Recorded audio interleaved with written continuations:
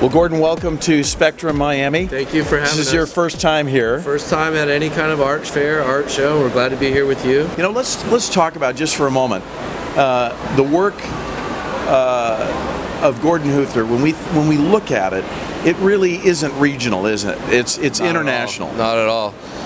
I certainly wouldn't call it regional. I'm not sure what we mean by international, but I mean, I'm an international kind of guy, so it must be reflected in the work. But I have work inspired from my trip to Turkey, from Germany, different parts of the world that I've traveled. Yeah, so you're right. I guess it has an international taste to it. Do you have installations outside of the United States? Pretty much all over the world, in Germany, Japan, Hong Kong, South America. Yeah, we get around.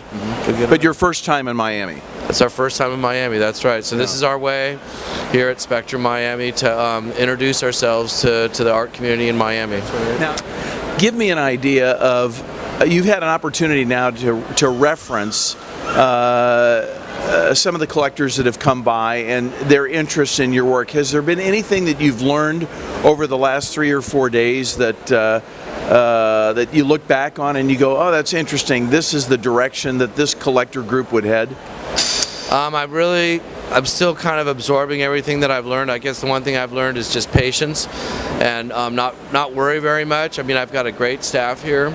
It's a great collection. I like to think a great collection of my work, and there's tremendous amount of interest, and people need to kind of absorb everything else that's around here. And so we have a lot of people that are coming back for the second, third time. So Sunday's probably the day where we'll close some of those projects. The thing that we can look at from an exhibition standpoint in looking at your work is that it is consistently diverse. And maybe you can share a little bit about that inspiration with the people that are going to be watching this. Well, yeah, you know, I know that a lot of artists, they find their zone where they're very comfortable, very happy, and they explore within that zone. And they're very consistent with their work then. So you could see their work from a year ago or 5 years ago, and you can identify their work. With me, I tend to move around a lot, so I'm constantly exploring different themes and different materials, and so I think that you coined it the other day, or called it, it's, you know, what did you call it? Consistently diverse. Yeah. So you go around, my staff has to share with visitors that this is all one artist, because at first blink it might be a group show. But yesterday you had some collectors come in from Southern California, Palm Springs area. And the collector showed me images of your work throughout their home.